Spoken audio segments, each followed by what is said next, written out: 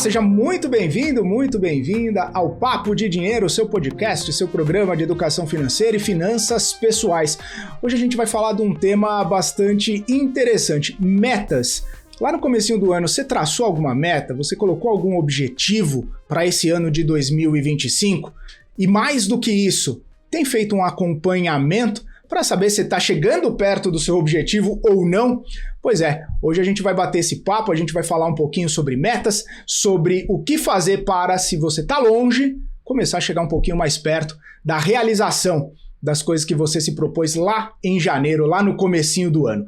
Para a gente bater esse papo e falar um pouquinho também sobre os passos e também sobre as estratégias para cumprir as metas, estou recebendo aqui o Antônio Sanches, analista da Rico. Antônio, seja bem-vindo aqui ao Papo de Dinheiro, prazer tê-lo aqui com a gente. Muito prazer, Felipe, e é um assunto muito legal que muitas vezes se cruza com finanças, né? Então acho que tem tudo a ver aqui com o nosso papo. É isso, tudo a ver. Antes da gente entrar especificamente na questão das metas, entrar especificamente na questão financeira, que é o nosso métier aqui, né, Antônio? Fala um pouquinho sobre você, rapidamente para o pessoal te conhecer, né? Quem é o Antônio, de onde vem, para onde vai, enfim, um pouquinho sobre a sua expertise. Muito legal, eu sou Antônio Sanches, trabalho na Rico há um pouco mais de 6 anos. Dentro da Rico passei por algumas áreas, a área de assessoria, a área de negócios, a área de research, aqui eu estou mais tempo, e dentro do research eu faço o trabalho de análise de alocação. Então, meu time, todos nós, a gente define o quanto cada investidor deveria ter numa carteira diversificada, dependendo do perfil de investidor dele. Então, a gente tem todo um time de alocação, todo um time de research para dar o apoio também para a gente fazer essas escolhas.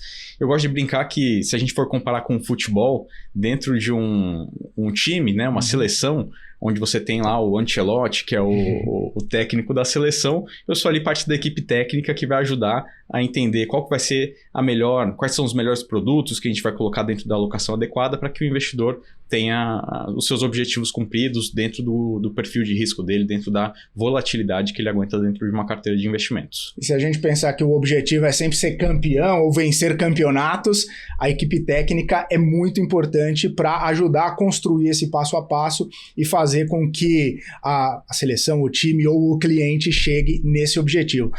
Vamos começar do começo, né, Antônio? Por que as pessoas, a gente sabe, né, lá no comecinho do ano, no fim do ano, as pessoas fazem uma série de resoluções, estabelecem metas. Por que geralmente, né, muitas pessoas acabam falhando nesse momento de levar adiante, né? Tem um compromisso ali no comecinho do ano, mas aí quando chega 1, 2, 3, 6 meses, acaba deixando de lado, acaba não acompanhando, acaba nem muito se importando com aqueles compromissos que fez lá no comecinho do ano. Sim, tem até um estudo bem legal sobre o assunto, que a gente escreveu um pouco sobre ele, que é da Universidade de Scranton. Muita gente conhece por causa do The Office, né? Ficou super famosa, mas existe uma universidade lá, é sério, existe esse estudo. E o professor, o John Norcross, ele criou esse estudo pegando 200 jovens e adultos para entender como é que eles se comportavam em relação a essas metas e quais metas eram cumpridas e quais não eram. Ele viu que praticamente metade das pessoas faziam metas de resolução de final de ano.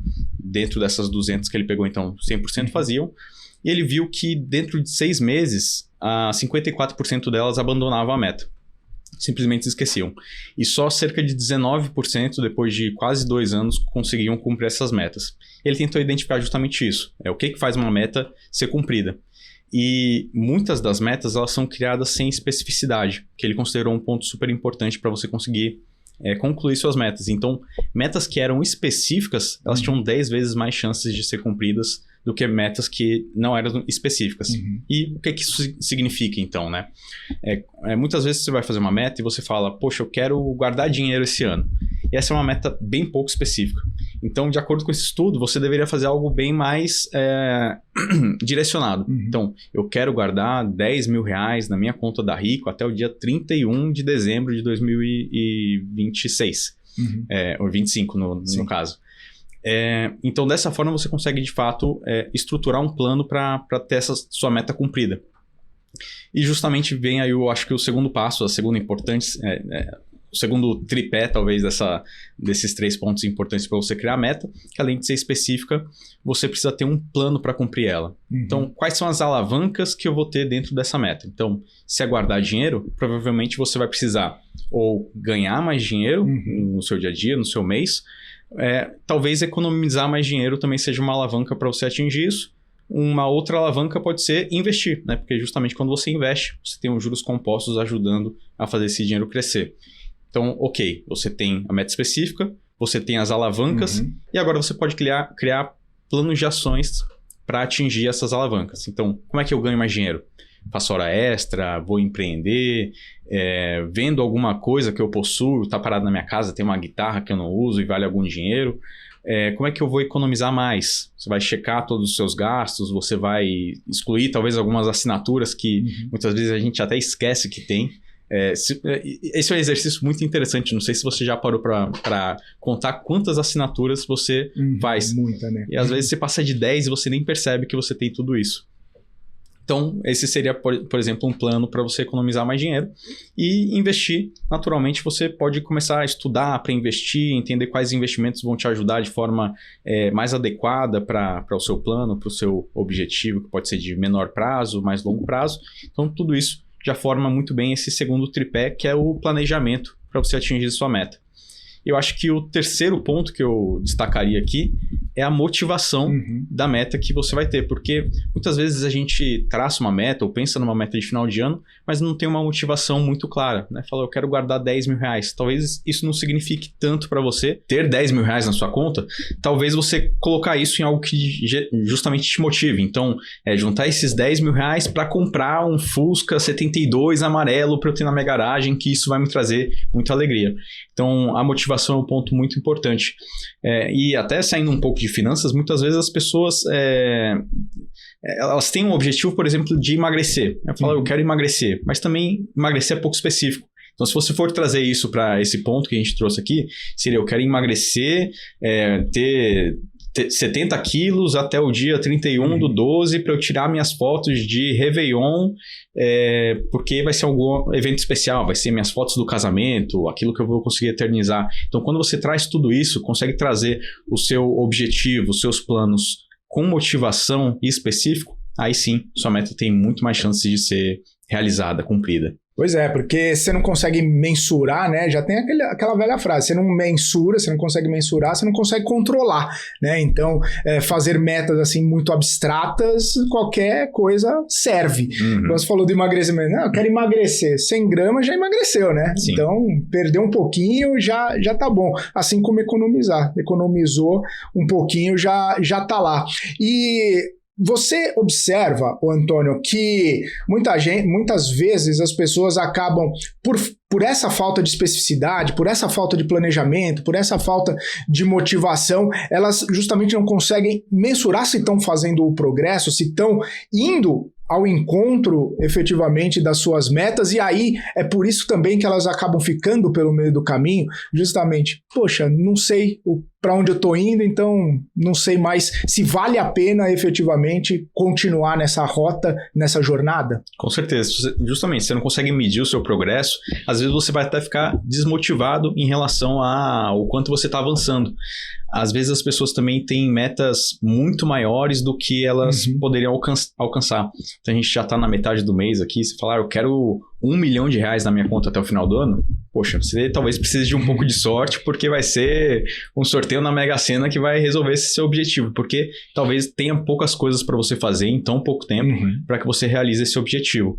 Então, você conseguir metrificar e também fazer baby steps, né? Você conseguir colocar ali metas pequenas que você consiga conquistar, celebrar, é muito importante também para esse processo. É mais importante, então, talvez, você ter uma meta até um pouco mais reduzida e depois dobrar a meta do que colocar a meta pela metade porque não conquistou. Até psicologicamente falando, né, você conquistar alguma coisa, por menor que seja, traz uma sensação melhor do que você mirar a lua e não chegar nem perto, né? Sim.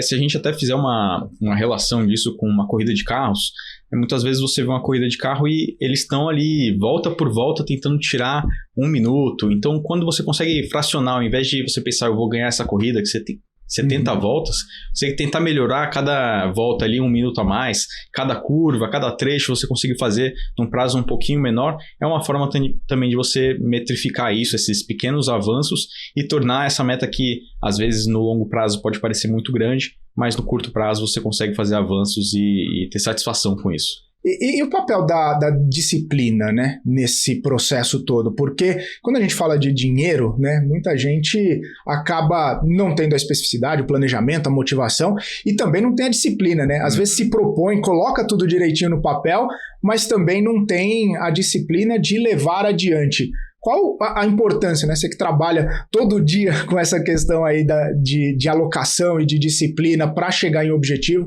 qual que é a importância disso? É super importante, e além de disciplina, você também entender que talvez a sua mente pode te levar para um caminho que não vai cumprir aquela meta porque ela está em busca daquelas satisfações diárias, momentâneas. É importante, então, também você se proteger do que de você mesmo. Então, você conseguir fazer algumas coisas que possam ajudar você a cumprir esse objetivo sem tanto esforço diário, de raciocínio em relação a isso. Naquele livro O Poder do Hábito, né, fala muito sobre você tentar evitar essas barreiras que te fazem não cumprir um determinado objetivo, né? Então criar aquilo como um hábito. Um exemplo, se você quer correr de manhã, possivelmente é muito mais fácil você dormir com a roupa de corrida para você só acordar, sair da cama e sair correndo. E se você precisar se vestir, escovar o dente, colocar um monte de processos que vão ser obstáculos para você alcançar aquilo, você provavelmente vai desistir, você vai pensar, nossa, eu acho que eu vou ficar aqui na cama e vou dormir. Então, você fazer isso com suas metas financeiras também é uma ótima forma de você não fracassar no seu plano. Como que você pode fazer isso? Automatizar muitos desses processos. Você pode fazer com que você recebe seu salário, você tem uma programação para o Pix, transferir para a sua corretora o dinheiro determinado que você precisa para conseguir atingir aquele objetivo. É uma forma de você já economizar sem deixar que o dinheiro sobre no final do mês para investir, que geralmente é um grande erro.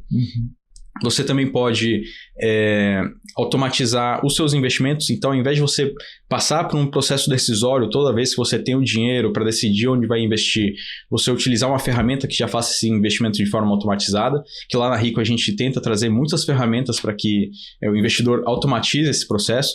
Então, a ferramenta Meus Objetivos, por exemplo, ele consegue justamente traçar isso. Quanto investimento eu vou precisar fazer ao longo dos meses, qual que é a volatilidade, retorno esperado daquele investimento. A pessoa só coloca naquela caixinha e ela vai fazendo um investimento para ele, se que ele precisa passar por esse processo decisório todos os meses. Previdência privada, muita gente gosta também justamente por isso. Chega um boleto, ele paga e já o investimento está feito. Então, você conseguir otimizar esses processos, eu acho que é uma forma de você não depender tanto da sua disciplina e conseguir evitar que seu eu do futuro acabe trapaceando contra você aqui que está planejando e tentando cumprir o objetivo. E aí, parar no meio do caminho acaba sendo um pouco mais complicado. Bom, vamos para um rápido intervalo. Daqui a pouquinho eu volto a bater papo aqui com o Antônio Sanches, analista da Rico, para a gente dar andamento nessa história de construção de metas nesse meio do ano. Continue com a gente, o intervalo é rapidinho, a gente volta já.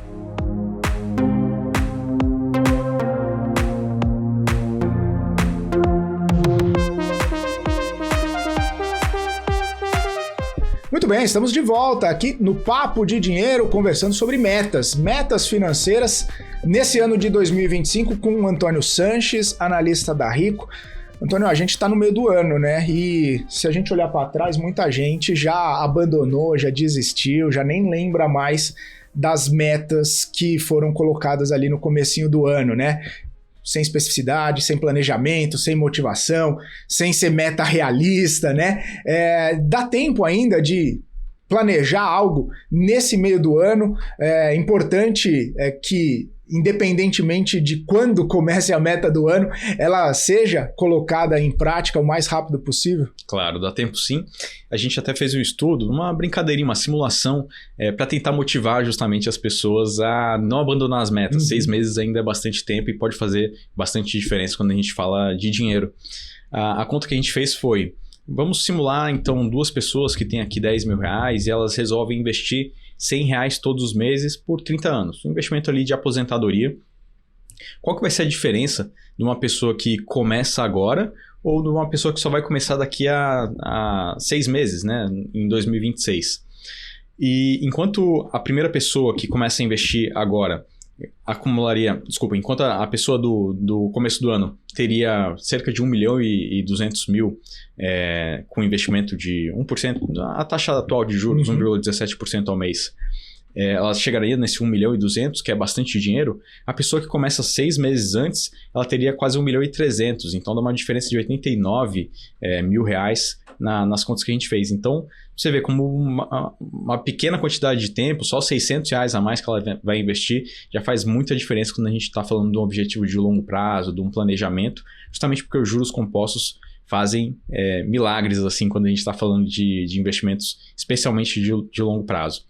Então faz super sentido a pessoa começar agora e justamente talvez ajustar as metas, considerando que ela só tem 6 meses, pode ser um bom passo. Criar esses marcos, né, a cada mês ela entender o quanto ela avançou naquela meta, celebrar em cada um desses processos, em cada uma dessas conquistas, para que ela chegue no final do ano e tenha pelo menos algo ali cumprido, alguma meta cumprida, que eu tenho certeza que ela vai se orgulhar bastante. E aí escolher também, né, a meta. Eu tô endividado, quero sair da dívida, tô gastando tudo que eu ganho, quero pelo menos começar a juntar, montar uma reserva de emergência, que é muito importante também. Adequar para a realidade é fundamental, né? Não precisa praticamente nem falar, mas esse seria o passo zero, né? Não é nem o passo 1. O passo 1 é começar, mas o passo 0 é entender a realidade para começar a estipular a meta. Isso. E eu acho que é justamente isso que você falou, porque muitas vezes você vai precisar definir o que é importante. Conquistar objetivos, às vezes, é mais dizer não do que dizer sim, né? Eu quero fazer aquilo, ou eu não vou comprar determinada coisa porque aquele meu objetivo é mais importante agora. Então, justamente, você deixa tudo específico, eu acho que com motivação você consegue definir o que é mais importante para você nesse momento. E pode ser que você tenha algum objetivo como resolver suas dívidas, ou não tenho nada, eu quero simplesmente investir. Esse é um erro que talvez a gente perceba como um dos mais frequentes quando a gente conversa com um investidor iniciante. Ele fala, olha, eu estou começando a investir, e aí você fala, qual que é o objetivo desse investimento? Ela fala, não sei, eu quero... deixa aí, quando você vai querer tirar esse dinheiro? Não vou precisar desse dinheiro agora não. E de repente aparece alguma coisa importante, ela quer tirar aquele dinheiro, os investimentos estão totalmente desalinhados com aquele prazo. Isso é muito comum. Então, você, por exemplo, criar uma reserva de emergência pode ser um excelente objetivo para você começar. Ter um dinheiro em liquidez, com baixo risco, para você precisar...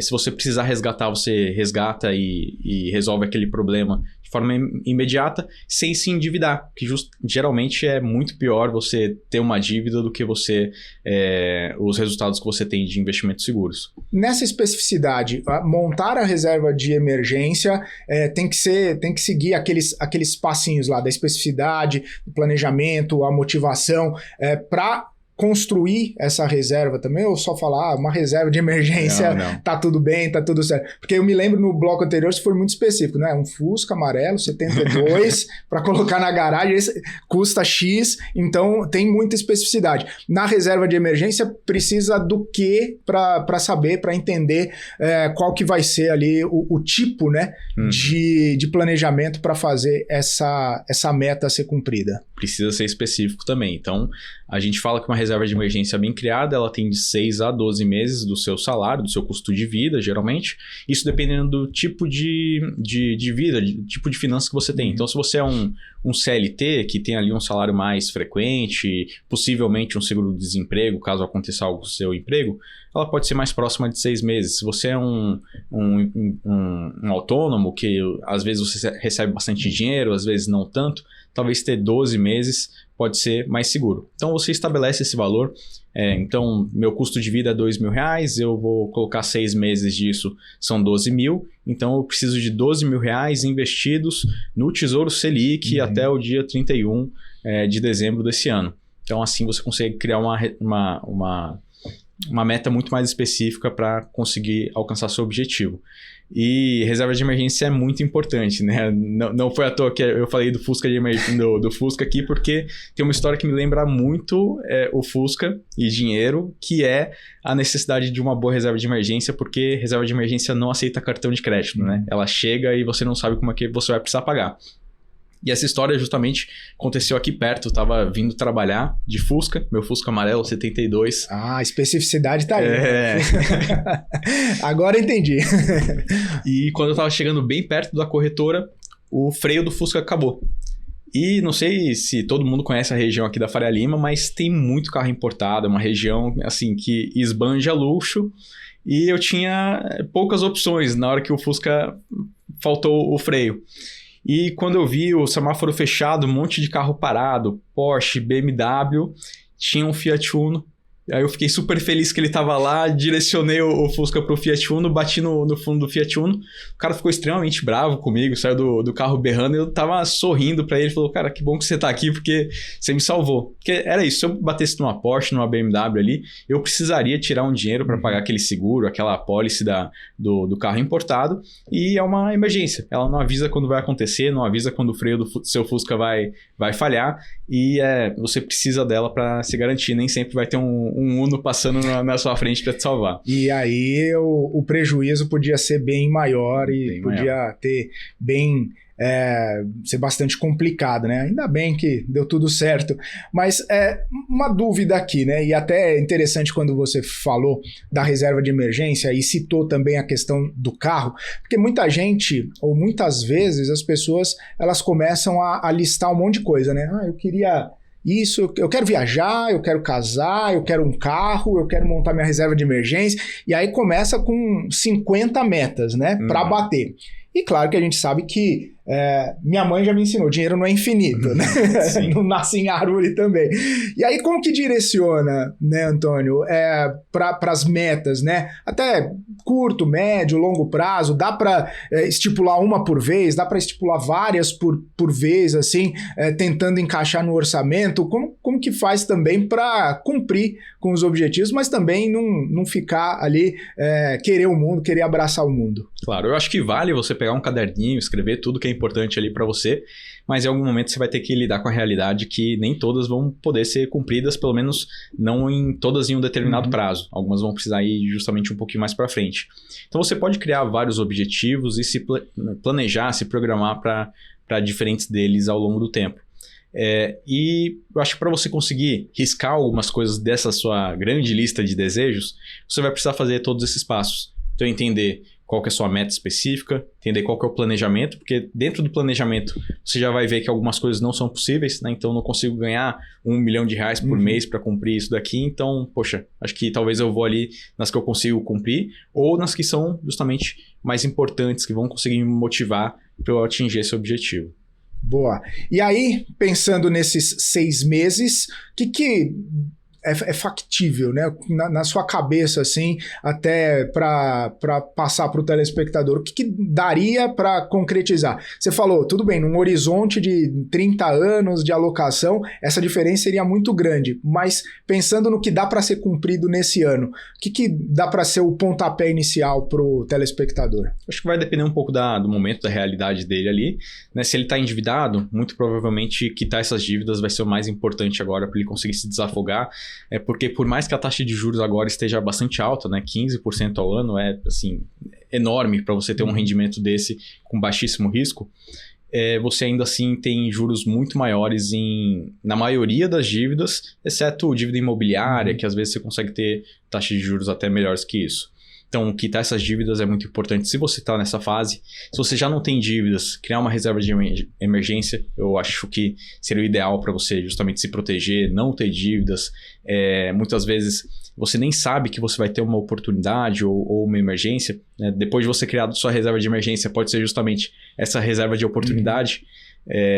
Recentemente um colega me ligou e falou, poxa, apareceu aqui uma oportunidade de um terreno que vale 150 e ele está me vendendo por 90, mas eu tô com dinheiros aqui, eu quero saber qual investimento eu posso resgatar para investir. E aí você vai olhar a carteira dele, está totalmente desalinhada com esse objetivo. Se ele tirar os investimentos, é capaz que ele perca dinheiro mais do que ele ganharia com essa oportunidade do terreno. Então, você criar uma reserva de oportunidade também pode ser muito importante para você conseguir aproveitar bons investimentos mais para frente.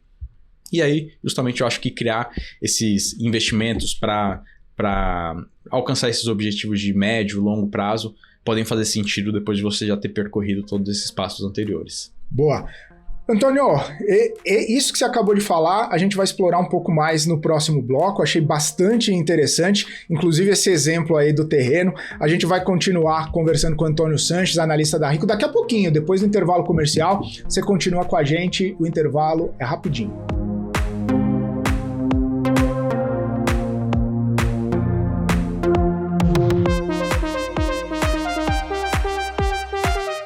Muito bem, estamos de volta aqui no Papo de Dinheiro, conversando com o Antônio Sanches, analista da Rico, falando um pouquinho sobre metas, sobre objetivos e sobre também, alocação, que acaba sendo o seu dia a dia, acaba sendo ali o seu trabalho, né, Antônio? Porque no último bloco você falou, né? Poxa, o seu amigo do terreno, que teve uma grande oportunidade, mas tinha muita coisa travada. Nessa percepção, nessa perspectiva de traçar os objetivos, de colocar, de alocar os recursos, queria entender um pouco da sua visão, da visão do mercado para os clientes, né? A importância também de fazer uma alocação correta, alinhada com os objetivos, alinhada com a sua estratégia de curto, médio, longo prazo, para também não cair, né, não armadilha, mas numas roubadas assim que você às vezes precisa do dinheiro e não está disponível. Sim. Bom, quando você cria uma reserva de emergência, uma reserva de oportunidade, você consegue se proteger justamente disso, né? Você consegue deixar um dinheiro acessível, numa rentabilidade ali, livre de risco, para você conseguir resgatar esse dinheiro.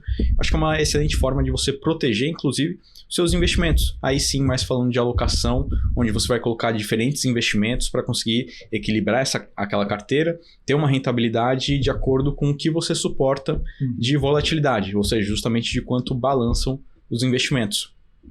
E quando a gente está montando uma carteira, é muito importante entender o cliente, porque às vezes o cliente ele não vai ter claro qual que é o perfil de investidor dele ou quais são os objetivos dele. Eu me lembro na época da pandemia, que eu ainda trabalhava como assessor, me ligou um cliente que era de uma outra assessora que já não estava mais na corretora e ela tinha montado uma carteira assim, que fazia super sentido para o investidor arrojado, só que ela montou essa carteira para ele uma semana antes da pandemia. Então, todos os investimentos caíram assim, de uma forma que é difícil você imaginar que vai acontecer, né? 50%. E o investidor sentiu aquilo, ligou na hora para a corretora e falou, nossa, resgata tudo, né? Fizeram uma barbaridade aqui com a minha carteira. Não, ele estava alocado de acordo com o investidor arrojado, mas ele não tinha o perfil, o estômago para aquela rentabilidade. Porque não sei se você se lembra ali, em 2019, estava tudo subindo. Fundos imobiliários era o ano inteiro. Tudo subindo. Tudo subindo. Então o investidor fala aqui, vê esse retorno, ele fala, eu quero aquele investimento. Mas você precisa entender a natureza daquele investimento, que ela balança, que você precisa ter estômago e que você precisa estar disposto a aceitar que pode ser que o seu patrimônio de um dia para a noite apareça 50% para baixo, no dia seguinte, como aconteceu na semana seguinte da pandemia ali, subiu o mercado absurdamente, aquele movimento em V do mercado de ações. E então você precisa entender essa natureza para deixar esse dinheiro investido no tempo correto. Quando a gente fala, então, quando a gente monta as nossas carteiras por perfil de investidor, a gente não fala só do perfil do quanto de volatilidade você está disposto a aceitar, mas sim do prazo de objetivo que você tem para ele. Porque você até pode ser um investidor arrojado, né? Como é esse meu colega que me ligou para a compra do terreno. Ele está sempre procurando negócio, as coisas sempre aparecem para ele, porque ele tem esse perfil mais ativo. Mas se você tem objetivos mais de curto prazo, por mais que você tenha estômago para aquela volatilidade de 8%, 10% da sua carteira, você precisa manter seus investimentos com um perfil de menor volatilidade, mais previsibilidade. Então você pode encaixar a sua carteira num perfil mais conservador, por mais que não seja a sua aptidão de risco, mas sim o seu objetivo. Porque também tem que alinhar, né? Não só o perfil do investidor, né? Se é conservador, moderado, arrojado, mas também aqueles 3 pilares dos investimentos, né? Saber risco, rentabilidade e também a liquidez, né? Você vai modulando ali para deixar talvez não tudo sem liquidez, não tudo com liquidez, porque muita gente, Antônio, é até interessante, queria explorar um pouco contigo, né? Muita gente olha retorno e fala assim, pô, tá dando um retorno legal. Se eu tô com a Selic a 15, esse investimento aqui tá me dando um retorno de 17, 20, 22, mas ele segura seu dinheiro por um tempão, né? Ou tem muito risco envolvido.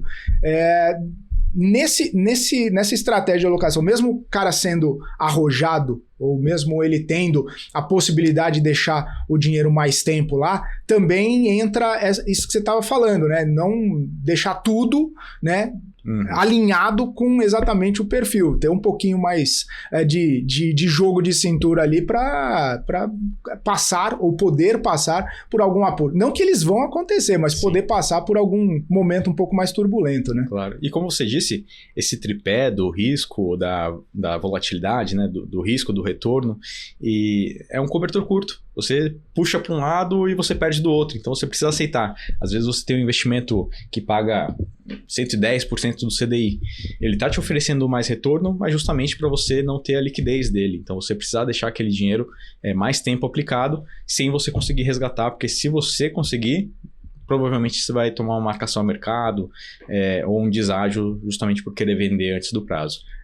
No mercado secundário, tava até pensando aqui, né? Tem uns CDBs aí que estão pagando bem, mas se você precisar vender, é difícil de fazer essa venda, e no mercado secundário o pessoal joga lá para baixo, você acaba até perdendo dinheiro. Dependendo da qualidade de crédito, inclusive você vai tomar um spread além do deságio. Além de tudo, né?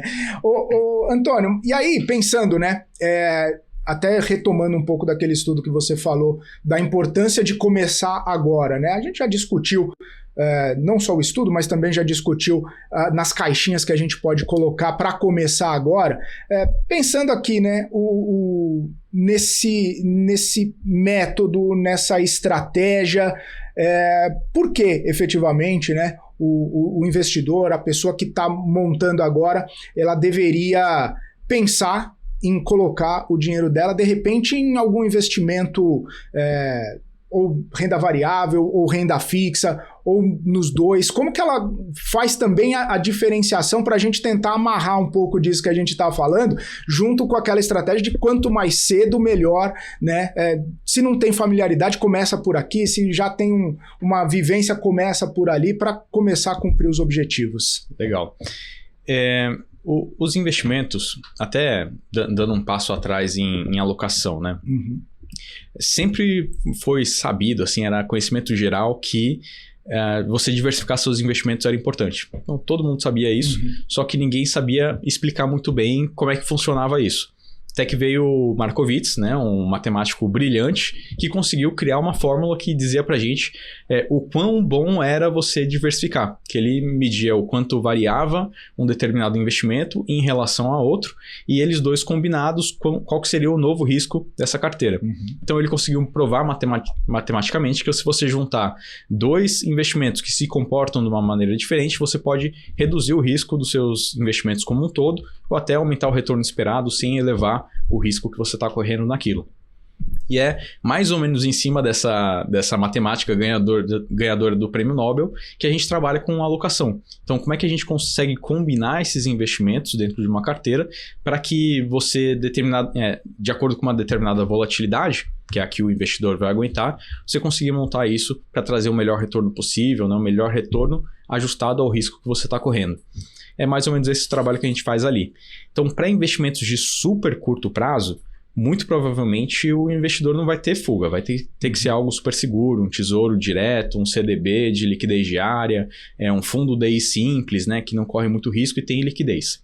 Justamente porque dentro de 6 meses você precisa de muita previsibilidade da rentabilidade daquele investimento. Agora, quando a gente está falando de 2 anos, já vale a pena você misturar um pouquinho os seus investimentos, colocar uma parcela em CDI, uma parcela atrelada à inflação, para você já começar a proteger seus investimentos da inflação, que é uma preocupação que eu acho que todo investidor brasileiro deveria ter, né? A gente tem um histórico inflacionário muito grande. Um pedacinho pré-fixado, muito pequeno na carteira, de acordo com a nossa visão atual. E começar a colocar um pouco de outros investimentos justamente para conseguir balancear essa carteira.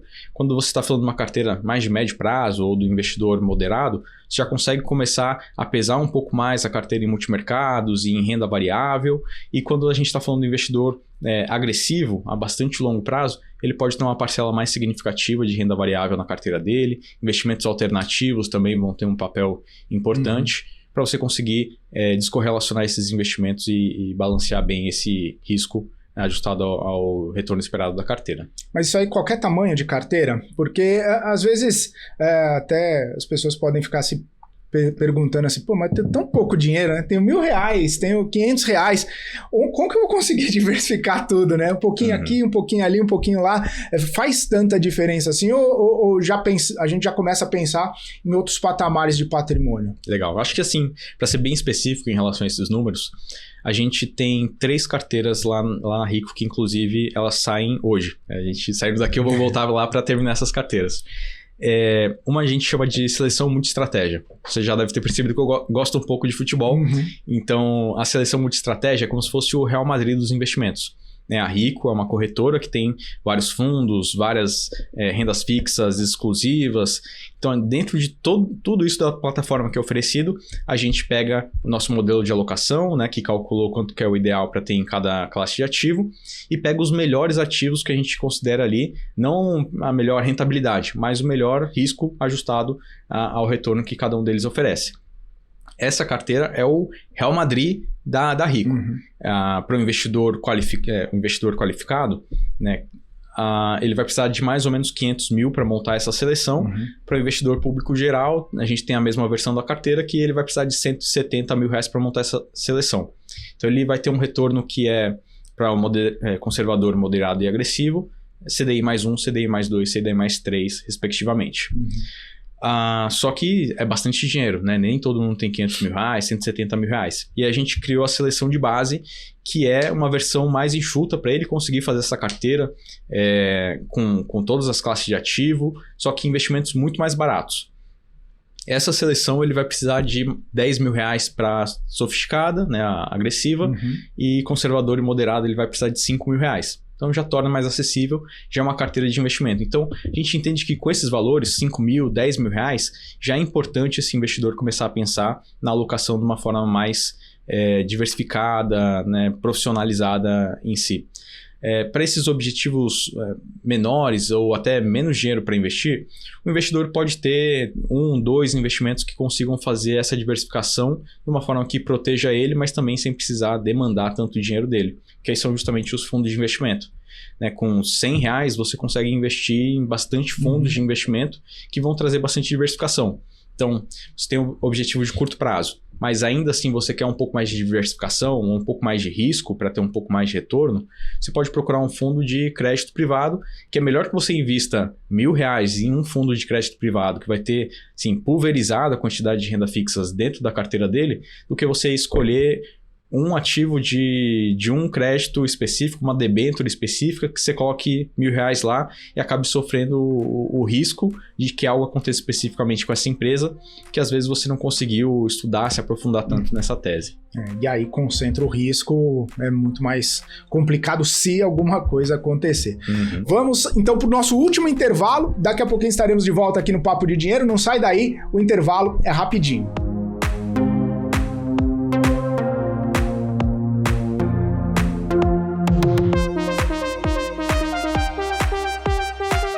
Voltamos Voltamos com o Papo de Dinheiro, trazendo aqui observações importantes para você que deixou passar a oportunidade dos primeiros 6 meses do ano de colocar as suas metas, os seus objetivos no caminho certo, mas ainda tem 6 meses do ano e ainda tem muitos anos pela frente, como a gente vem conversando aqui com o Antônio Sanches, analista da Rico. Inclusive, nesses estudos que vocês vêm falando, né, que você comentou com a gente aqui ao longo do programa, né, é a visão sempre de longo prazo, né? A visão sempre de que, olha, o mundo não vai acabar amanhã, pelo menos a gente espera que não vai acabar amanhã, e a construção do patrimônio é feita dia a dia, rotina a rotina, né? Planejamento em planejamento. Queria entender um pouco, e já tentando amarrar um pouco do que a gente falou aqui, né? Quando que a gente dá por concluído um objetivo e começa outro? Quando que a gente só olha para aquele objetivo? Porque imagino que muita gente só quer se aposentar, né? A gente já começa a trabalhar pensando na aposentadoria, pelo menos o que a gente vê mais aí nas conversas com investidores é isso: não, eu quero aposentar, quero ter tranquilidade, mas tem vida nesse meio tempo, né, Antônio? E aí, né, como que planeja, como que aloca, como que conversa, inclusive, com as pessoas do mercado financeiro para traduzir, né, esses desejos, essas vontades em caixinhas, em alocações interessantes para os investidores? Sim, eu acho que você montar esse objetivo, ter específico, já é um bom direcionamento para você saber quando ele está concluído, né? Se for específico, provavelmente você vai chegar e falar: poxa, juntei esses 10 mil reais aqui que a gente conversou muito durante o papo, ele está cumprido. E é natural que seus objetivos e desejos acabem mudando um pouco ao longo da vida, né? Às vezes você tem um objetivo determinado, de repente você tem um filho, aí você fala: nossa, peraí, deixa eu reorganizar todos esses planos.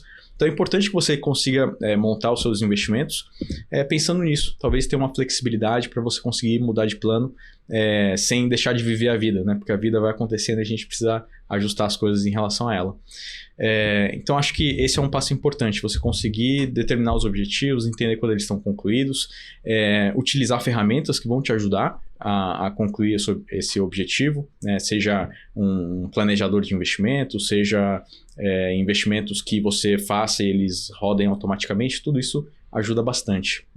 Inclusive, você falou sobre essa importância de investir constantemente. Me lembrou até um outro estudo que a gente fez também que mostrava que a consistência era mais importante que o aporte, era algo relacionado nesse sentido, que a gente comparou você fazer R$200 de investimento todos os meses ou você fazer 2.400, 2.800 no final do ano, né? O mesmo valor de dinheiro, você investindo uma vez só ou você tendo essa consistência de aplicar todos os meses.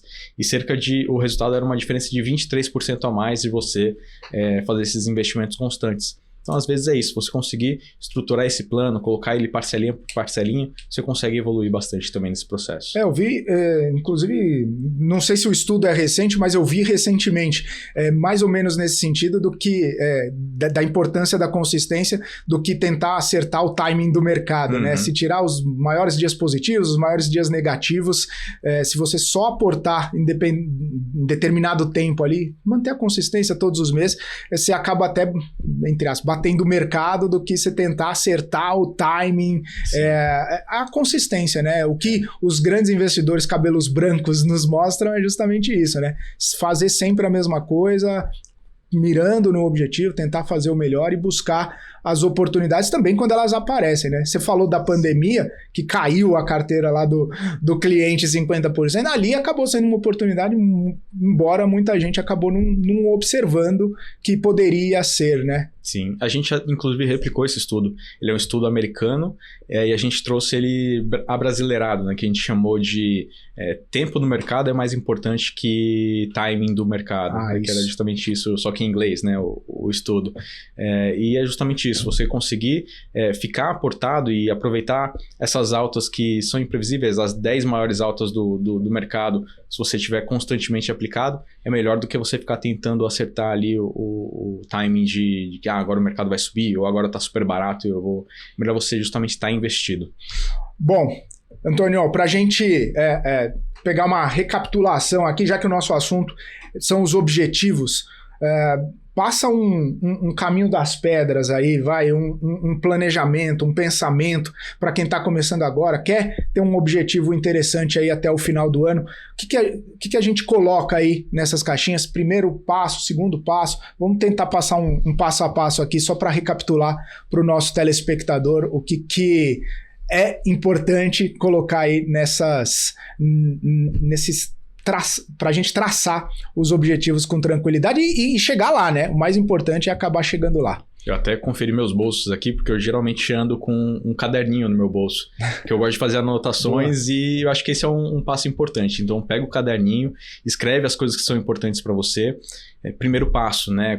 Quais vão ser essas metas que eu vou alcançar? Segundo passo, transforma elas em específicas, né? Eu quero determinado dia, determinado valor ou objetivo que você possa enumerar e medir, metrificar. Terceiro passo, quais serão essas alavancas que eu vou utilizar para conseguir atingir esse objetivo? Quais são as possibilidades que eu posso ter? Quarto passo, crie planos para que você evolua nessa alavanca. Então, se a alavanca é ganhar mais dinheiro, posso vender alguma coisa, posso fazer hora extra, posso ganhar dinheiro de alguma forma diferente, posso economizar dinheiro, posso cortar alguma assinatura que eu tenho, posso economizar, posso ir num mercado que talvez é específico para eu ter uma economia mensal aqui, entender quais são os seus gastos, entendeu as alavancas, fez os seus planos. Quinto passo, você tenta trazer ali quais são os baby steps, né? Pequenos avanços que você vai poder conferir e celebrar se você tiver concluído. Eu acho que montando isso e entendendo bem qual a motivação por trás dessa sua meta, objetivo, você está super encaminhado para conseguir aí, no final dos próximos 6 meses, ter algumas metas cumpridas. Boa. Você falou de celebrar quando concluir, né? E me trouxe na cabeça que nem sempre você vai conseguir concluir, né? Às vezes, seja por uma especificidade diferente ou algo na vida, você acaba não conseguindo concluir esse objetivo, pelo menos não no prazo que a especificidade determina ali. Mas também não se pode ficar frustrado, né? E deixar isso acabar consumindo até mesmo o resultado do seu planejamento, porque você não chegou lá, né?